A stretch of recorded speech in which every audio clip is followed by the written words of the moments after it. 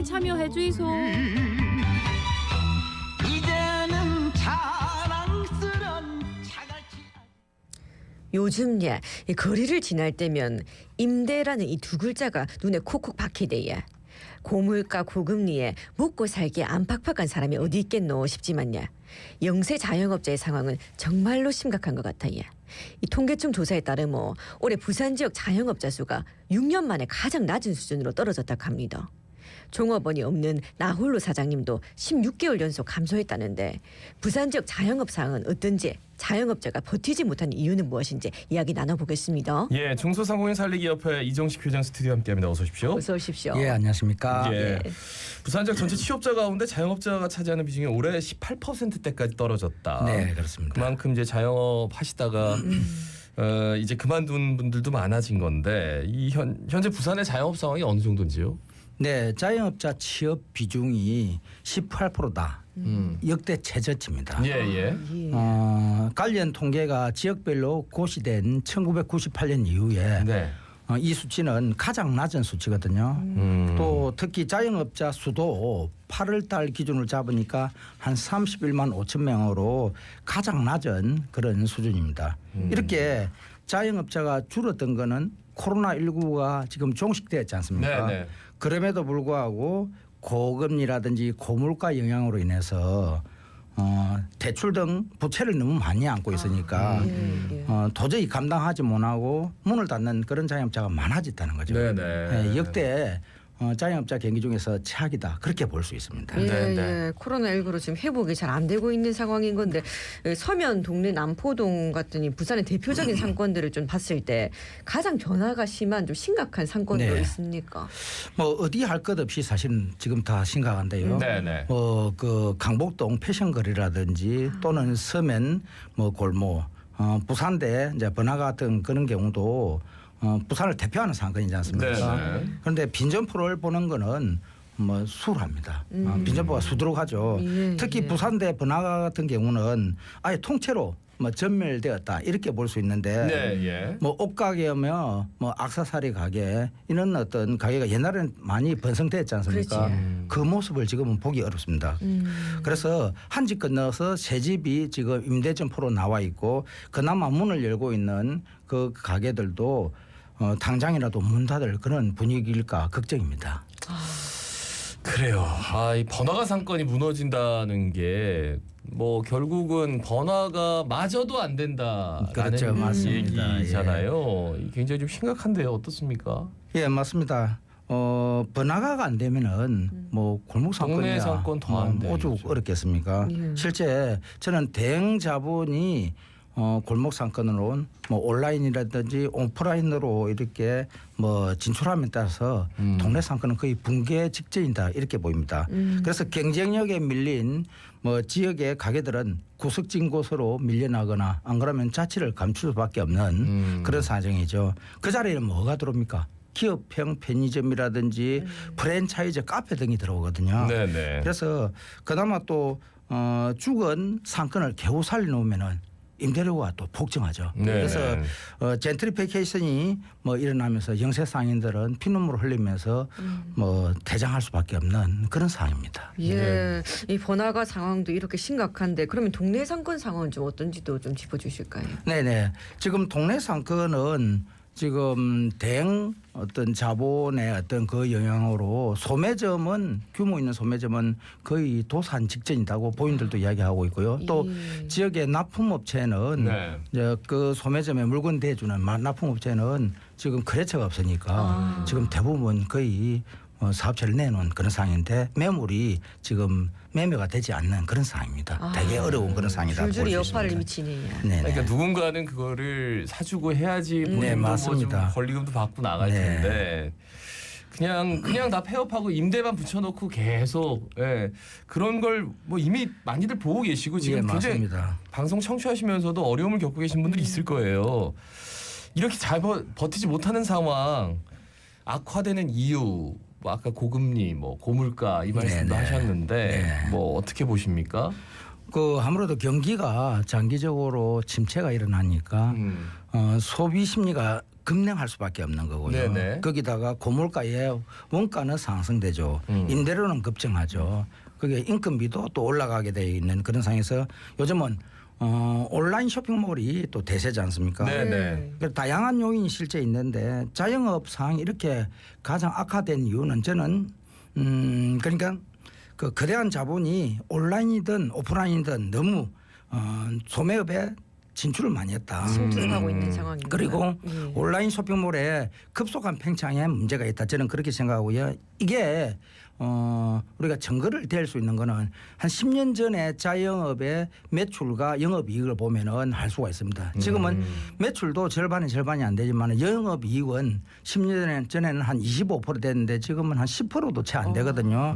그러다 보니까 이게 도소매뿐 아니고 뭐 부동산, 임대, 정보, 통신 모든 자영업 분야에 동일하게 적용되면서 모두가 다 어려워진 그런 상황입니다.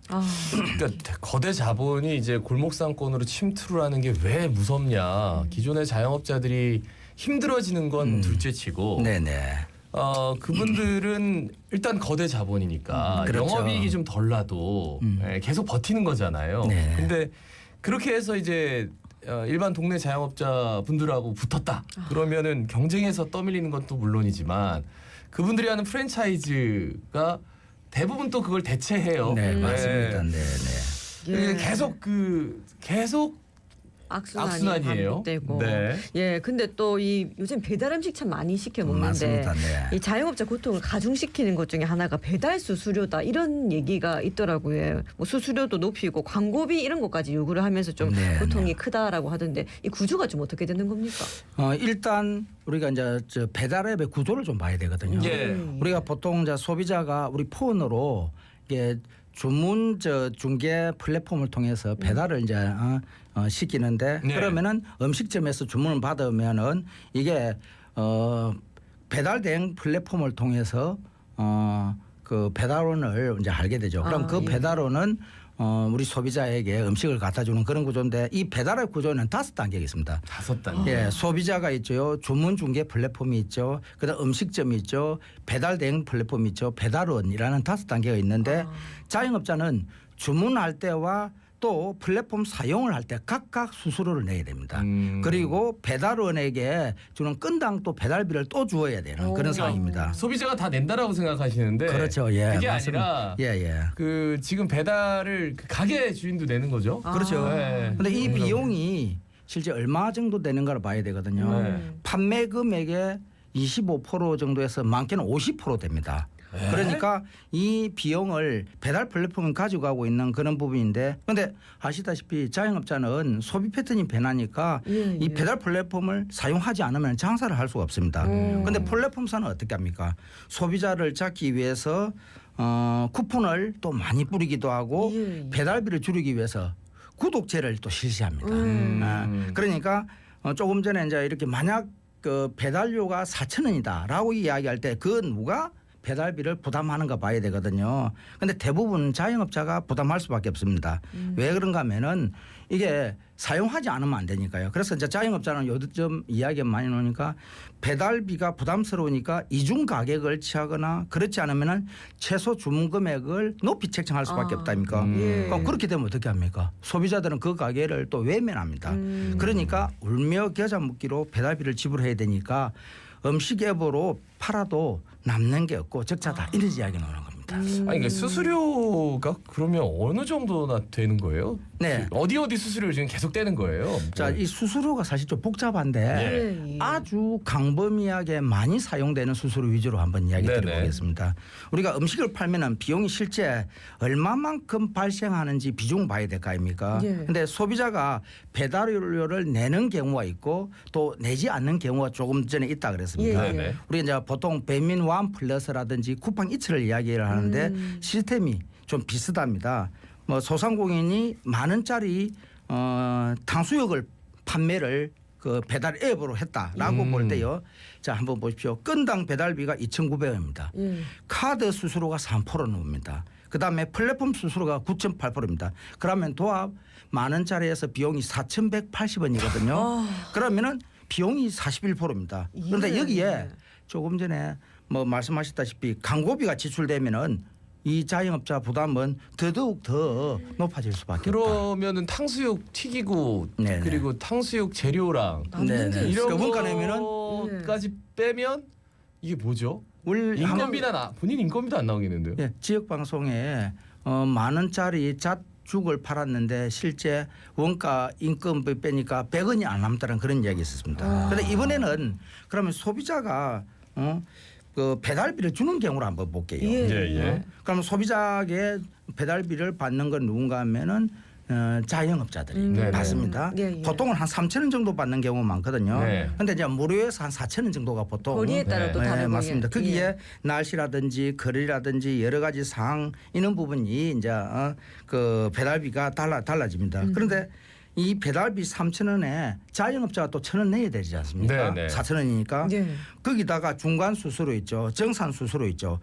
그게 한 1,000원 정도 됩니다. 그런데 2,000원 정도를 자영업자가 내게 되는 거죠. 그러면은 손님은 3,000원을 부담시키면서 주문을 할까요? 하질 않습니다. 그러니까 주문이 외면되면서 그 가게는 장사하기 어렵죠. 근데 실제 코로나가 오고 나서 많은 자영업자들이 맞다, 우리도 배달 앱을 통해서 사업을 하겠다 하고 많이 이 시도를 했는데 결국 이 많은 배달 수수료 때문에 포기를 할 수밖에 없는 그런 상황이 이르는 거죠. 예. 그렇다고 뭐 이 배달 서비스를 진짜 안 할 수도 없는 상황이라는 말씀이신데 네네. 그럼 이 문제를 좀 어떻게 해결을 할 수가 있겠습니까? 그 조금 전에 이야기 드렸다시피 이제 배달 플랫폼 같은 경우는 그 회사도 사기업이니까 시장에서 살아남으려고 하지 않습니까? 네네. 그래서 소비자들의 가장 큰 불만이 배달료입니다. 그런데 이 배달료를 줄이기 위한 방법을 전략으로 쓴다는 거죠. 하지만 그 부담을 자영업자들한테 전가하는 건 저는 문제가 있다고 생각하거든요. 물론 플랫폼은 소비자와 자영업자를 이어주는 중간 매개체로서 좋은 역할도 합니다. 우리 쉽게 말하면 브로커라고 이야기하는데, 네네. 그런데 그 플랫폼사가 많은 이익을 가져가면 저는 안 된다. 그런 순기능이 있지만 그래서 공정한 플랫폼이 기능을 할 수 있도록 플랫폼 공정화 관련된 법을 제정을 저는 해야 된다. 이런 생각이 들고요. 이는 미국이나 유럽이나 일본에도 이 법이 있습니다. 실제. 그리고 2019년도에 배달앱의 매출 규모가 한 9.7조 정도 되었거든요. 네네. 근데 3년 만에 2022년도에는 26조가 되었습니다. 3배가 늘었거든요. 네. 근데 알다시피 3대 기업입니다. 대기업이요. 근데 이 대기업이 배민 같은 경우는 뭐 전체 시장의 한 60%를 차지하는데 거의 99%를 차지하고 있으니까 영세한 자영업자들이 살아남기 어렵다. 그래서 이는 관련된 공정화법을 좀 만들어야 된다. 저는 그런 생각합니다.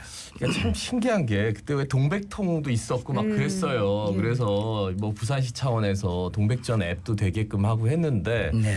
이게 사람들 습관이라는 게 참 무섭고 맞습니다. 그리고 사기업이 아니니까 그만큼의 이제 서비스가 안 되는 거는 좀 확실했던 것 같아요. 예. 그러면 결국 이제 소비자가 안 써야 되는데 이게 안 써지지가 않는다. 그럼 결국은 근데 이번에 국감에서도 보니까 네네. 뭐 쿠팡 측은 나오지도 않았고 네네. 배민은 왜 우리만 갖고 그러냐 이렇게 얘기를 해가지고 이게 뭔가 제도화가 필요하다라는 생각이 좀 절실하게 느껴졌습니다. 뭐 다른 얘기인데 부산시가 이제 올해 소상공인 자영업자를 위한 종합 대책 내놨습니다.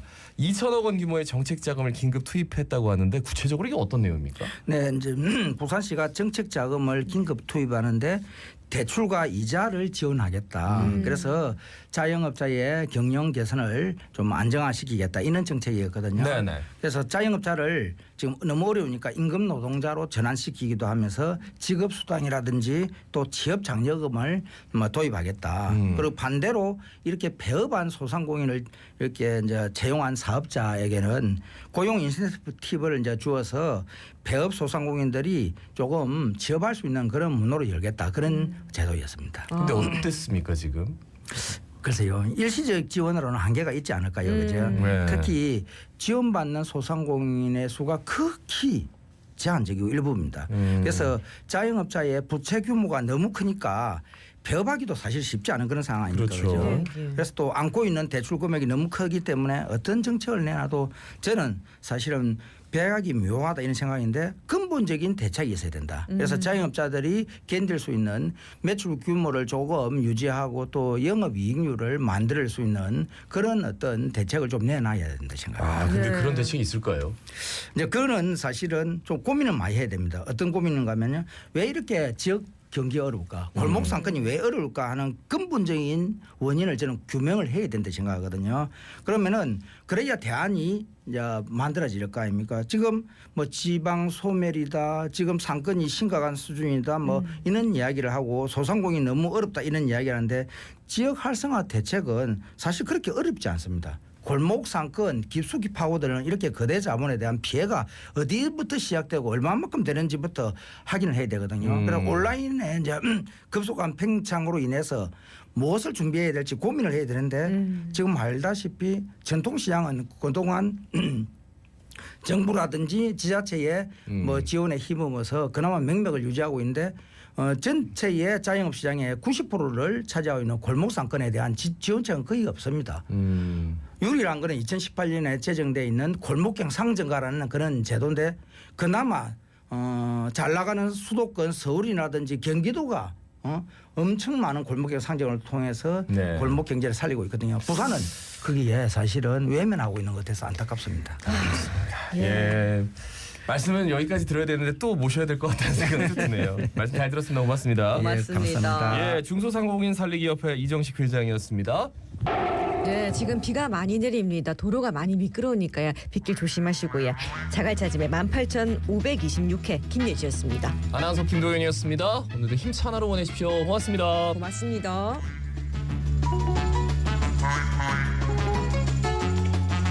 상대로 수정천 삼거리에서